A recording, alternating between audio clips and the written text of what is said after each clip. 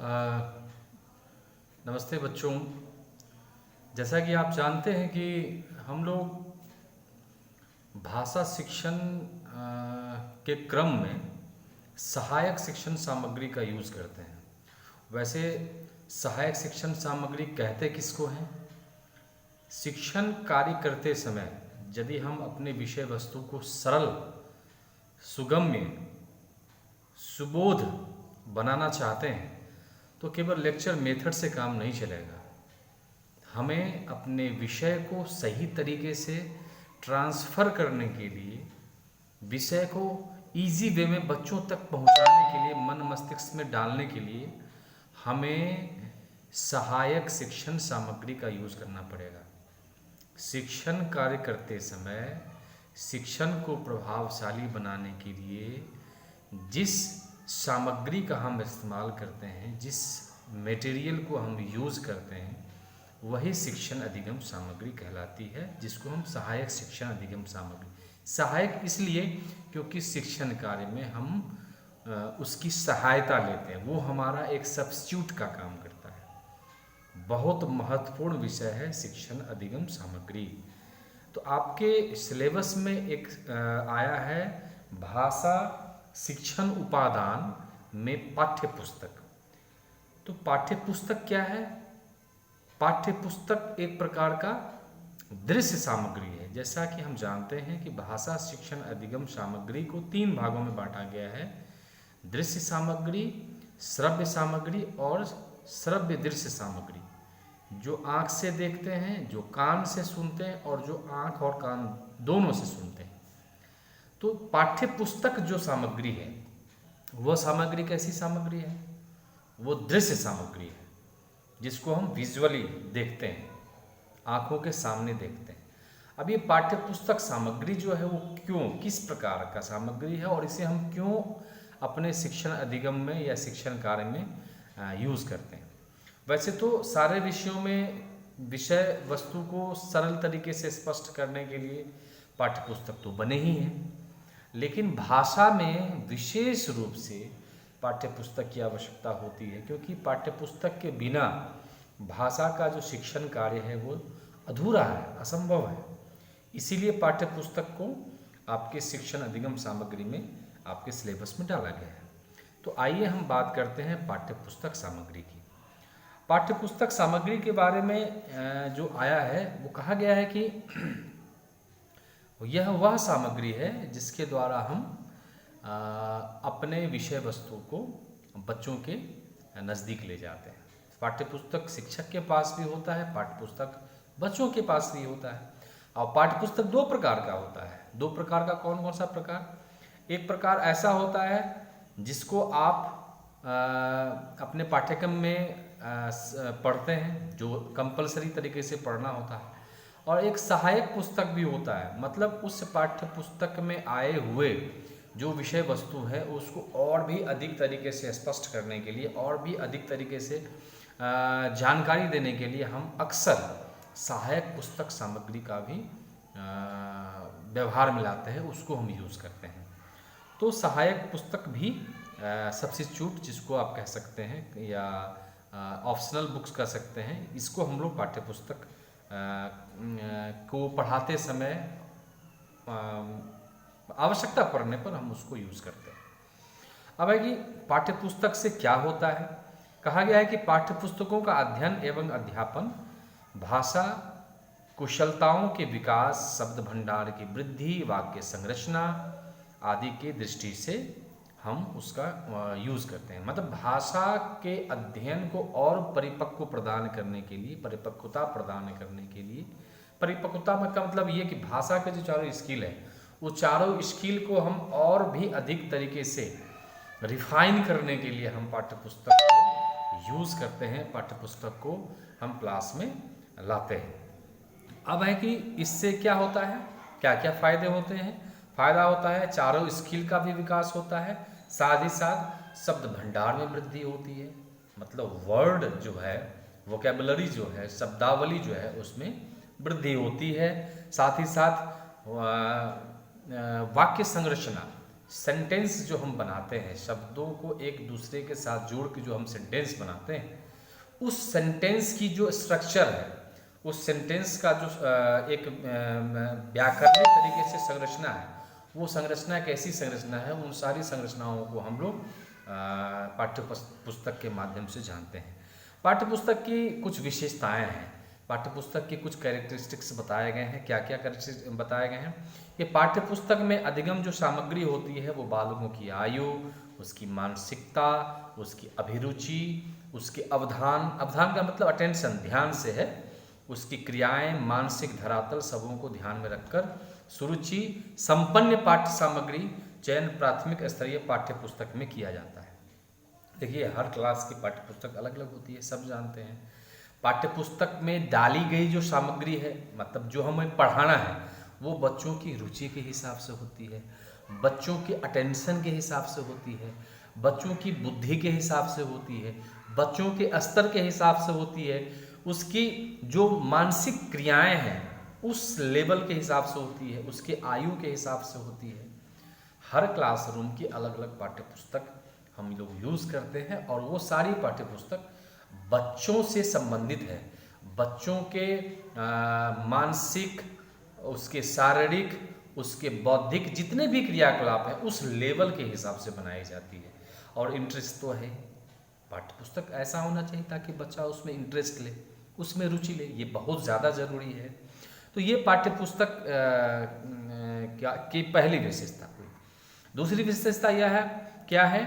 कहा गया कि साक्षरता की प्राप्ति, मतलब सीखने सिखाने की प्राप्ति, मातृभाषा के कौशलों की जानकारी, सांस्कृतिक विरासत बोध, शुभ सुंदर स्वच्छ विचारों के प्रति आग्रह, सृजनात्मकता इत्यादि प्राथमिक स्तरीय पाठ्य पुस्तक निर्माण एवं अध्यापन का मुख्य उद्देश्य माना जाता है।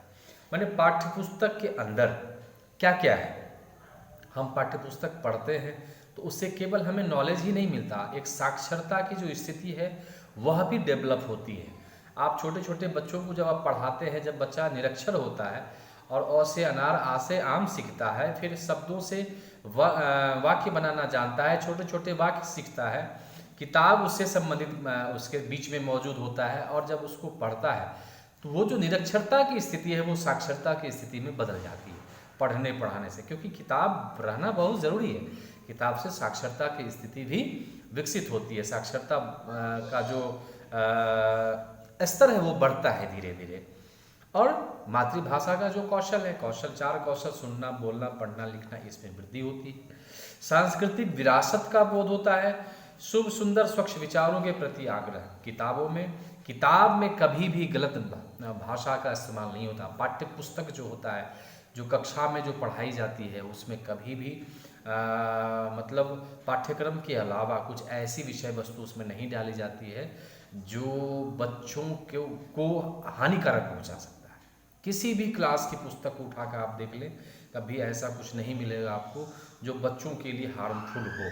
तो पाठ्य पुस्तक में वैसी ही सामग्री डाली जाती है जो बच्चों के नॉलेज को और ज़्यादा बढ़ाएगा या बच्चों के नॉलेज को और विकसित करेगा। तो ऐसी सामग्री को उसमें डाली जाती है। तो स्वच्छ विचार, साफ साफ लिखा हुआ है, स्वच्छ विचार, साफ साफ विचारों को उसमें डाला जाता है, जिसको पढ़ने से आप जब उसके भावार्थ को ग्रहण करेंगे, उसके शब्दार्थों को ग्रहण करेंगे, तो आपके अंदर विचार उमरेंगे, विचार आएंगे, डिफरेंट डिफरेंट विचार आएंगे। वो सारे विचार जो है जब आपके अंदर उभरते हैं, आपके अंदर आने लगते हैं, तो क्रमशः आपकी जो लेवल है, आपका जो क्या कहते हैं उसको तरीका है, आप औरों से अलग दिखने लगते हैं, क्योंकि आपके अंदर वो सारे नॉलेज, वो सारी एजुकेशन जो है धीरे धीरे बढ़ती चली जाती हैं। पाठ्य पुस्तक की विशेषता देख लीजिए आप।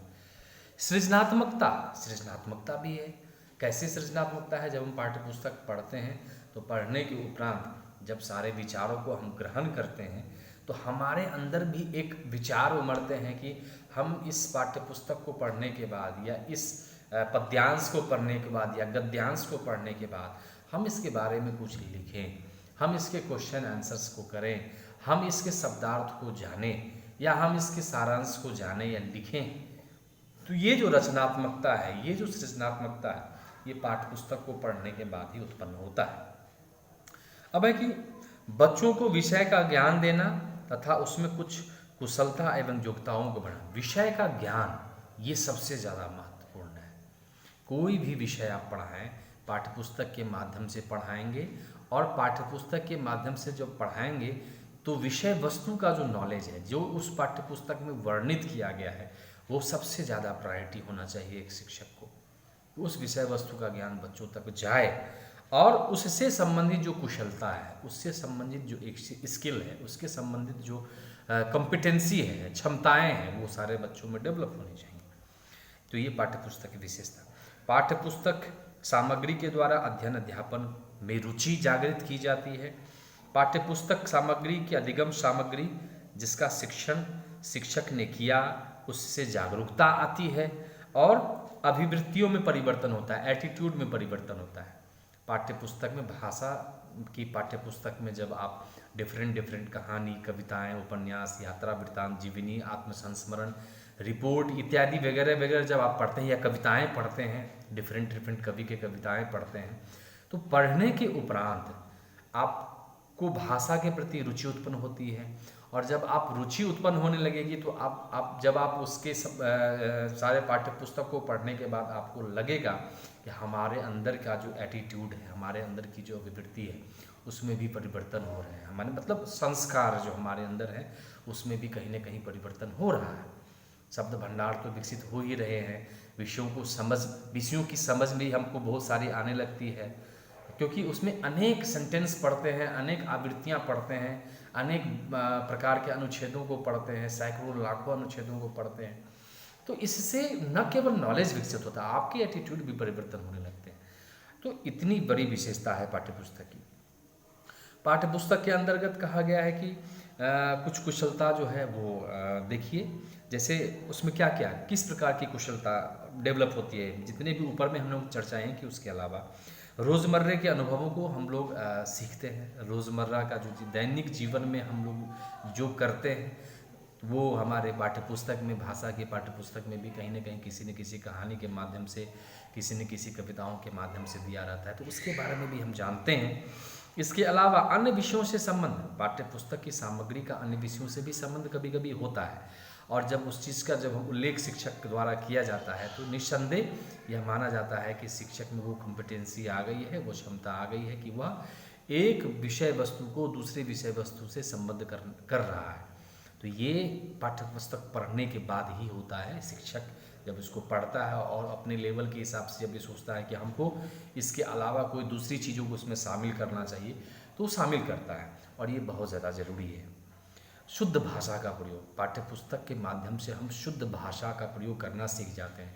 पाठ्यपुस्तक में ऐसा बहुत ही कम देखने को मिला है कि जहाँ अशुद्ध शब्दावली का प्रयोग आया हो या अशुद्ध ये शब्द लिखे गए हों, ऐसा बहुत ही कम देखने को मिलता है, बहुत ही कम, मतलब न के बराबर।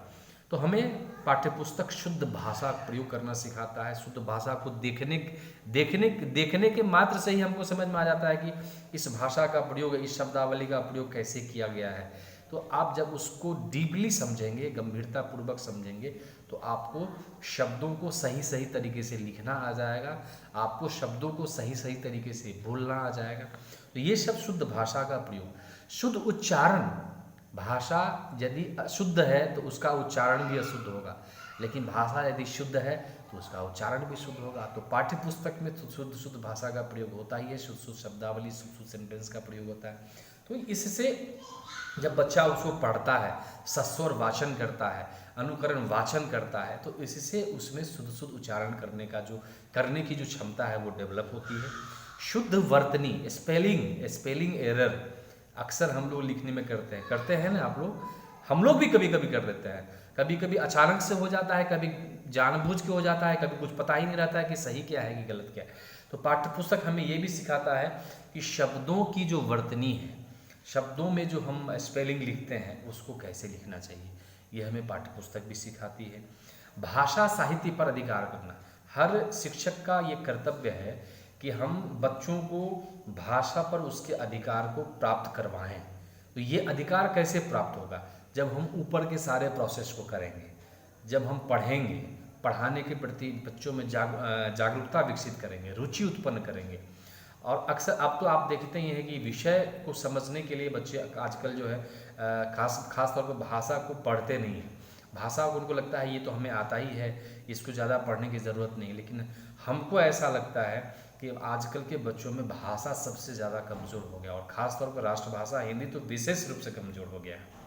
तो हमारे लिए एक शिक्षक होने के नाते ये कर्तव्य है हमारा, भाषा शिक्षक होने के नाते ये कर्तव्य है हमारा कि जब भी आप प्राइमरी स्कूलों में प्राइमरी बच्चों को जब आप पढ़ाएंगे तो याद रखिए भाषा पर उसका विशेष अधिकार हो, यह हमारी प्रायोरिटी होनी चाहिए, ये हमारा सर्वोच्च प्राथमिकता होना चाहिए। तो इस पर हमें ध्यान देने की ज़रूरत है। तो इस प्रकार से आज हम लोगों ने देखा कि भाषा शिक्षण अधिगम सामग्री में पाठ्य पुस्तक का कितना बड़ा रोल होता है। जल्दी जल्दी मैं कुछ और चीज़ें स्पष्ट कर दूं आपको। पाठ्य पुस्तक पढ़ने के बाद हम उसकी पुनरावृत्ति भी कर पाते हैं।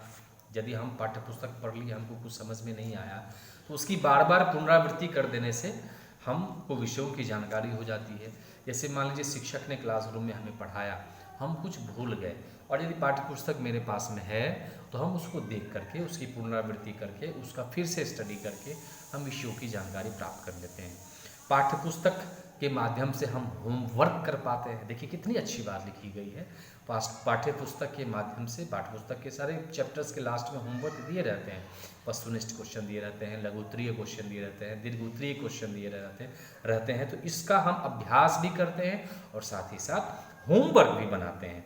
पाठ्य पुस्तकें हमारे मूल्यांकन का आधार है, हमारे पाठ के नियोजन में भी सहगामी है।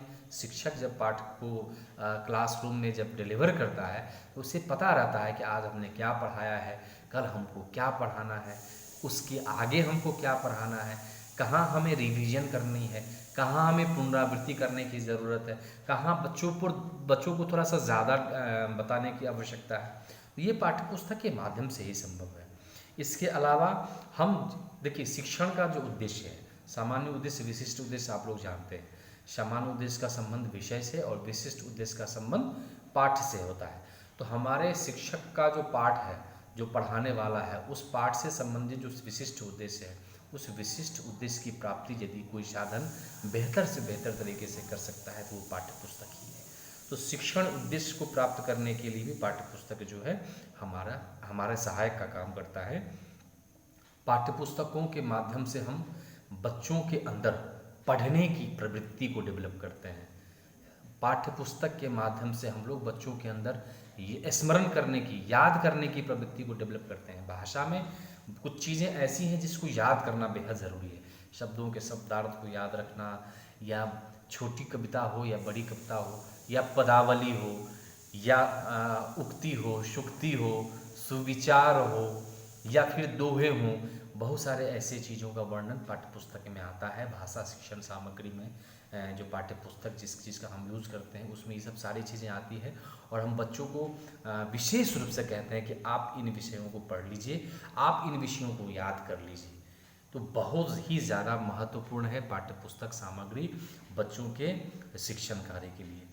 तो आपको ये अच्छा वीडियो लगा होगा। यदि आपको कोई सजेशन देना हो तो काइंडली हमारे पर्सनल कॉन्टैक्ट नंबर पर में आप हमसे संपर्क करेंगे। आपका बहुत बहुत धन्यवाद, बहुत बहुत धन्यवाद।